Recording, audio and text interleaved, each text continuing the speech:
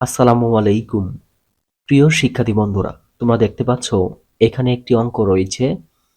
একজন পাইকারি mobile phone বিক্রেতা কোনো এক মাসে প্রতিটি ৮,৫৩৬ টাকা মূল্যের ৯৭২টি মোবাইল ফোন বিক্রি করলেন। তিনি ওই মাসে মোট কত টাকার মোবাইল ফোন বিক্রি করলেন? তো প্রিয় শিক্ষার্থী বন্ধুরা, এই অঙ্কটি তোমাদের পঞ্চম শ্রেণী গণিত বই থেকে নেওয়া।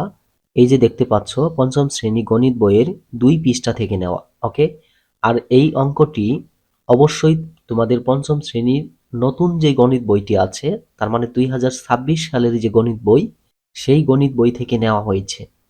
এখন এই অঙ্কটির সমাধান আমরা কিভাবে করতে পারি? তো প্রিয় শিক্ষার্থী বন্ধুরা, এই অঙ্কটি আমরা দুই ভাবে করতে পারি। একটি হলো সাজিয়ে লিখতে পারি, আরেকটি হলো গাণিতিক বাক্যের মাধ্যমেও লিখতে পারি। তো আমরা গাণিতিক বাক্যের মাধ্যমে কিভাবে করতে পারি সেটি কিন্তু এখানে দেওয়া হয়েছে। এই যে তোমরা দেখতে পাচ্ছ, এই যে গাণিতিক বাক্য, এই গাণিতিক বাক্যের মাধ্যমে যেভাবে করতে হবে সেটা এখানে দেওয়া হয়েছে। ওকে, তো আমরা প্রথমে কিভাবে এটি সাজিয়ে লিখতে পারি সেটা দেখব। ওকে,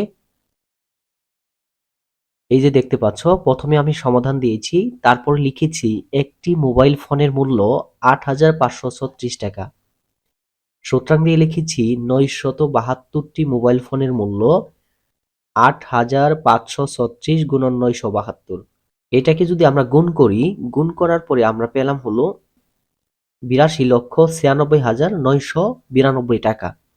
এখন এটা যে আমরা গুণ করলাম, এই গুণটা আমরা এখানে দিয়ে দেখিয়ে দিব আমরা কিভাবে গুণটা করেছি। ওকে, এই গুণটা অবশ্যই তোমরা দেখিয়ে দিবে যে তোমরা কিভাবে গুণটা করেছো।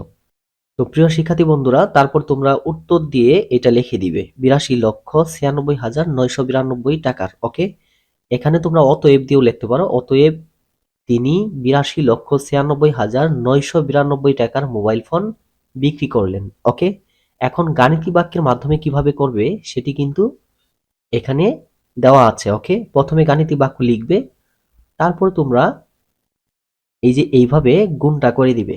এইখানে আমরা যেভাবে গুণটা করি সেভাবেই তোমরা লিখবে। ৬ দোকানে ১২ ২, হাতের ১, ৩ দোকানে ৬ আর ১ ৭, ৫ দোকানে ১০ ০, হাতের ১, ৮ দোকানে ১৬ আর ১ ১৭। এই যে ১ দিয়েছে, তারপরে ১ ঘর কাটা, ৬ ৭ ৪২ এর ২, হাতে কত? ৪, ৩ ৭ ২১ আর ৪ ২৫, হাতের ২, ৫ ৭ ৩৫ আর ২ কত হয়? ৩৭ এর ৭, হাতের হলো ৩, ৭ ৮ ৫৬ আর ৩ ৫৯। ওকে, এই যে ৯, এই যে ৫। আমি এই অঙ্কটাও করে দিয়েছি।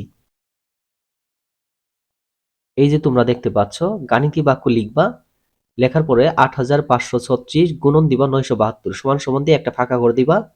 তারপরে এখানে লিখে জাস্ট অঙ্কটা তোমরা করে দিবে। ওকে, তারপর একদম শেষে এই যে সূত্রাং দিয়ে লিখে দিবে তিনি মোট ৮২,৯৬,৯৯২ টাকার মোবাইল ফোন বিক্রি করলেন। ওকে, তো প্রিয় শিক্ষার্থী বন্ধুরা, আশা করি এই গাণিতিক বাক্যের মাধ্যমে কিভাবে করতে হবে এটা তোমরা বুঝতে পেরেছো। এখন এই ২ পৃষ্ঠায় আরো ২টি অঙ্ক রয়েছে।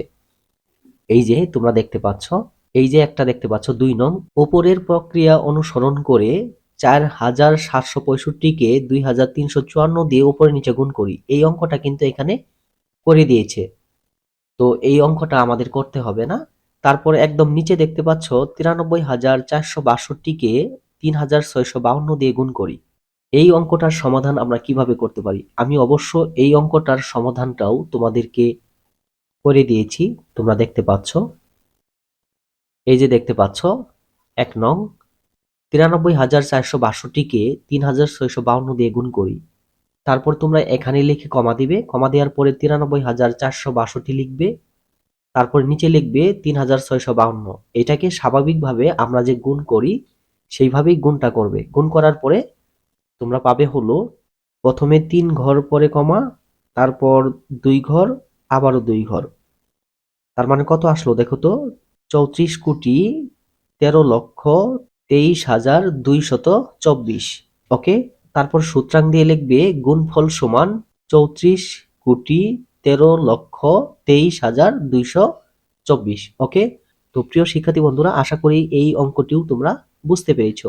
তো এইভাবে আমি পঞ্চম শ্রেণীর গণিত বই থেকে প্রতিটি পৃষ্ঠার অঙ্কের সমাধান নিয়ে ভিডিও তৈরি করব। তোমরা অবশ্যই আমার এই চ্যানেলটি সাবস্ক্রাইব করে রাখবে, যেন পরবর্তীতে নতুন কোনো ভিডিও পাবলিশ করার সাথে সাথেই সবার আগে তোমরা দেখতে পারো। তো প্রিয় শিক্ষার্থী বন্ধুরা, আজকের ভিডিওটি এই পর্যন্তই। পরবর্তী ভিডিওতে আমি তোমাদের পঞ্চম শ্রেণী গণিত বইয়ের ৩ নং যে পৃষ্ঠাটি আছে সেই পৃষ্ঠার সমাধান নিয়ে আলোচনা করব।